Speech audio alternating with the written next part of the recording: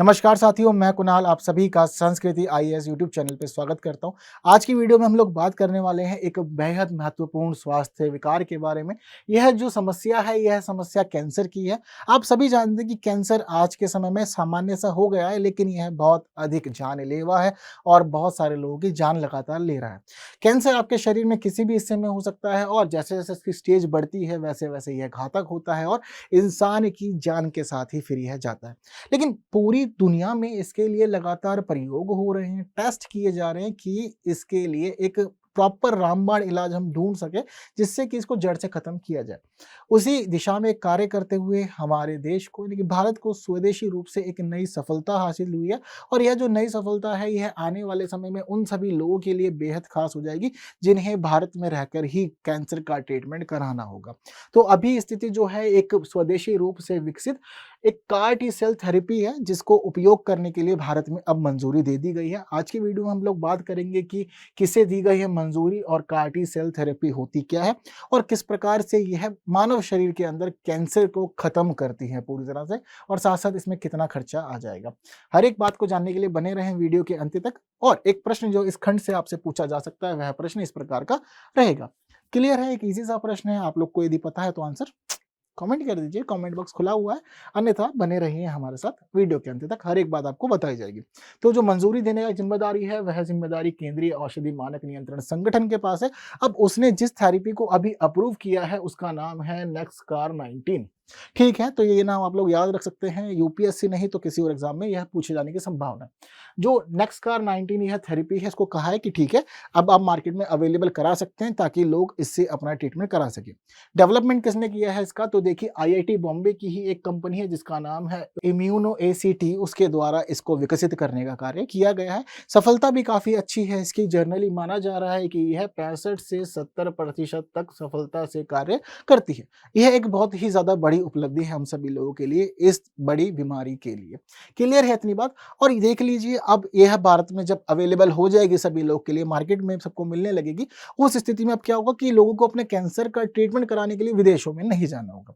यदि विदेशों में नहीं जाना होगा तो जो हमारे एक्सपर्ट हैं वह यह मानते हैं कि भारत के जितने भी लोग हैं उनकी एक बहुत बड़ी आय इसके माध्यम से बच जाएगी। कितना? तो जो विशेषज्ञ हैं उनका मानना है कि जब आप किसी दूसरे देश में जाते थे इस प्रकार के कार्य के लिए, अपने कैंसर के इलाज के लिए, तो आपको जितना कुल खर्च करना पड़ता था, तो अब इस नई शोध की सफलता के कारण आप लोगों को उस खर्चे का मात्र 10% ही वहन करना पड़ेगा। यानी कि मान लीजिए कि अगर आपको बाहर जाकर के 1 करोड़ खर्च करना पड़ता था, तो उस स्थिति में अब हम चाहते हैं कि भारत में आपको पूरा इलाज मिले, जो मात्र 20 लाख 10 लाख के अंदर ही आपको वहन करना पड़े। यानी कि इतनी ही कीमत देनी पड़ेगी, तो बहुत अधिक सस्ता पड़ेगा विदेशी खर्च से।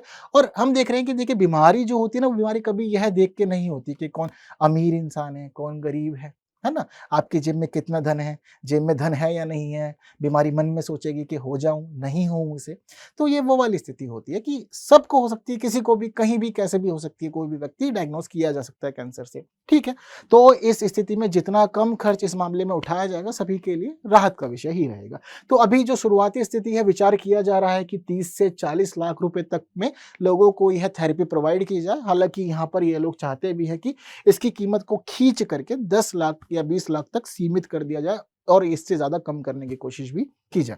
यहाँ पर यह भी माना जा रहा है, सरकार चाहती है कि इसके साथ हम राष्ट्रीय बीमा योजनाओं को और निजी बीमा कंपनियों को जोड़ेंगे, जिससे कि कभी ऐसी समस्या सामने आएगी तो व्यक्ति अपने बीमा का लाभ उठाकर अपना इलाज करा सकेगा। क्लियर है इतनी बात आप लोग को? तो बेहद महत्वपूर्ण है हम सभी के लिए और हमारी आने वाली जनरेशन के लिए। यहाँ पर यह एक बड़ा प्रश्न आ जाता है कि क्या होती है कार टी सेल थेरेपी? तो देखिए, कार टी सेल थेरेपी जो होती है, यह हमारे शरीर में पाए जाने वाले एक टी सेल के माध्यम से ही संपन्न की जाती है। इसको जो पूरा नाम दिया गया है वह है chimeric antigen receptor T cell therapy. अब यहाँ पर क्या होता है, तो यह जो पूरी थेरेपी है, यह एक प्रकार की कैंसर इम्यूनोथेरेपी है। अब इसमें क्या होगा, सबसे पहले हमारा ब्लड निकाला जाएगा, क्योंकि हमारा जो ब्लड होता है, ब्लड के अंदर पाई जाती है टी कोशिकाएं, जिनको टी लिम्फोसाइट्स भी कहा जाता है। यह एक प्रकार की व्हाइट ब्लड सेल्स होती है और जो व्हाइट ब्लड सेल्स होती है, यह हम लोगों को रोग प्रतिरोधक क्षमता प्रदान करती है।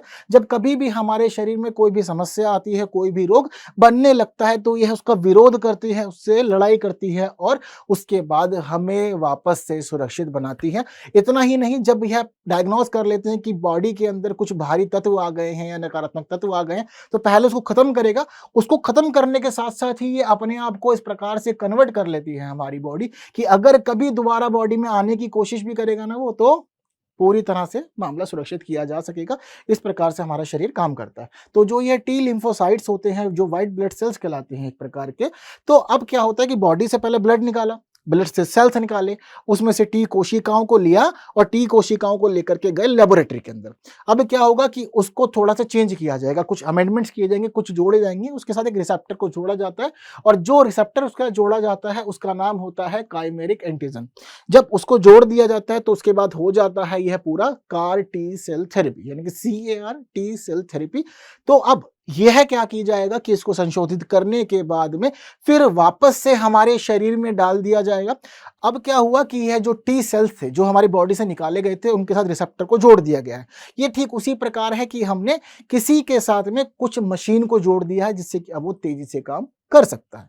क्लियर है इतनी बात सारी की सारी? तो जैसे कि हम इंसान होते हैं, जनरली क्या होगा, पैदल चल रहे हैं, पैदल चलने के साथ क्या होगी, हमें अब मोटरसाइकिल दे दी जाए तो हम तेजी से सारा काम करेंगे, कहीं भी जाना आना होगा हम तेजी से मूव कर सकते हैं, किसी से मिलजुल सकते हैं वगैरह काम करें। तो ठीक इसी प्रकार का है होता है ये पूरा प्रोग्राम। जो हमारे टी सेल्स हैं उसके साथ अब इस रिसेप्टर को जोड़ दिया है। अब जब ये वापस से बॉडी में जाएगा ना तो उसको पता है कि किसको ढूंढना है, ठीक है।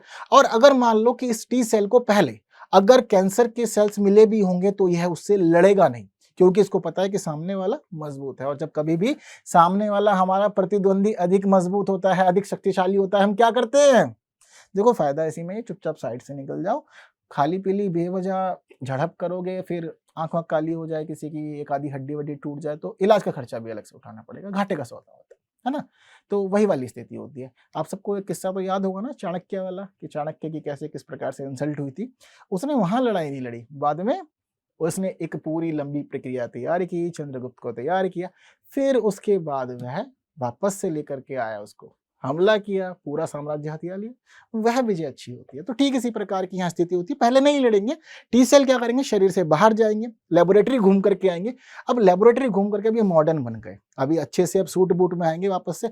अब बोलेंगे जी बताओ किसको निपटाना है। अब ये शरीर में जाने के बाद ढूंढेंगे कैंसर सेल्स को, और जहां जहां इनको कैंसर सेल्स दिखेंगे फिर ये उससे लड़ाई करेंगे और उसके बाद उसको पहले तो खत्म करने की कोशिश करें, जितना होगा पहले नष्ट करेंगे, नष्ट करने के बाद पहले पूरी तरह से बॉडी से खत्म कर देंगे। बॉडी से खत्म करने के बाद क्या होगा कि वह शरीर के अंदर इस प्रकार की प्रतिरोधक क्षमताएं विकसित कर देते हैं कि यदि आने वाले समय में कभी ऐसी कोई दोबारा प्रवृत्ति देखी जाए शरीर में, तो पूरी तरह से शरीर मजबूत रहे, उसके विरुद्ध तुरंत लड़ ले, उसको शरीर में विकास ना करने दे। तो यह होती है हमारे लिए कार टी सेल थेरेपी। तो देखिए यह जो थेरेपी है, इस थेरेपी को कोशिका आधारित जीन थेरेपी के एक प्रकार के रूप में भी जाना जाता है। क्यों? क्योंकि देखिए हम कोशिका का ही मेनली प्रयोग कर रहे हैं, तो इसलिए इसको कोशिका आधारित जीन थेरेपी से भी पुकारा जाता है, इसके रूप में भी इसको जाना जाता है। क्लियर है इतना? तो जो कार टी सेल थेरेपी का उपयोग हम लोग करते हैं, यह विशिष्ट प्रकार के रक्त और लिम्फ नोड्स के लिए करते हैं, जो मेनली कैंसर होते हैं। बाद में वह रोगी को पूरी तरह से ठीक कर देता है। ये हम लोग के लिए एक बड़ी उपलब्धि हो गई है कि हम अब भारत में रहते हुए ही सब चीजें कर पा रहे हैं। हम लोग क्यों थेरेपी के ऊपर वर्क करते हैं? तो देखिए थेरेपी के ऊपर वर्क करने का जो खास मकसद होता है वह यह होता है कि जो हम लोग को मेडिकेशंस बनानी है, जैसे कि हम लोग का जैसे कि मेडिसिन हो गई, टैबलेट्स हो गई, कैप्सूल हो गई, या इसके अलावा हम जो इंजेक्शंस वगैरह देते हैं, हमें इस दिशा में काम नहीं करना होता और थेरेपी के माध्यम से हम बहुत अच्छे रिजल्ट ले पा रहे हैं। पूरी दुनिया में यही थेरेपी प्रयोग की जा रही है मुख्य रूप से, और इसका जो परसेंटेज है काफी अच्छा है सक्सेस में, और जिसकी वजह से हम लोगों ने भी इसको अडॉप्ट किया है, चीज़ों को समझ जान करके भारत में हर एक चीज़ अब विकसित कर ली है। मुझे लगता है कि अब आपको पता लग गया हो कैसे थेरेपी काम करती है, और यदि एग्जाम में प्रश्न आएगा या फिर प्रश्न यही क्यों ना हो, एक सरल सा प्रश्न आप लोग की स्क्रीन पर है, और मुझे लगता है कि अब आप लोग को अगर कमेंट करना पड़ेगा तो कमेंट करने में कोई परेशानी नहीं रहने वाली है। इजीली आप लोग कमेंट करके आंसर दे सकते हैं। तो जल्दी से आंसर बता दीजिए क्या रहेगा इसका। ठीक, तो आज की वीडियो में इतना ही। उम्मीद करता हूँ कि कैंसर के बारे में अच्छी जानकारी मिली होगी। पिछली वीडियो में हम लोगों ने बात किया था ऑटिज्म के बारे में। तो आजकल कुछ टॉपिक इसी प्रकार चर्चाओं में आ रहे हैं, जिसलिए हम लोग ऐसी बातें कर पा रहे हैं और समझ पा रहे हैं कि हमारा शरीर किस स्थिति में कैसे काम करता है या कौन-कौन से फैक्टर्स हमें ठीक होने में मदद करते हैं। उम्मीद करता हूँ आज का सेशन आपको अच्छा लगा होगा और आंसर चाहिए सभी को, ठीक है। तो देखिए इस प्रश्न का जो आंसर रहेगा वह आंसर है आप लोग की स्क्रीन पर। बताइए कितने लोगों ने सही आंसर दिया है, ठीक है। तो फिर मिलेंगे अगली वीडियो में, कुछ नई बातों को जानेंगे, समझेंगे, पढ़ते हुए आगे बढ़ते रहेंगे, ऐसी ज्ञानवर्धन करेंगे और खुद को करेंगे एग्जाम के लिए तैयार। हालांकि बने रहिए, जरूरी है कि आप संस्कृति आईएएस के चैनल पर हैं, बाकी वीडियोस को भी देखिए और जाने समझे चीज़ों को। Thank you so much.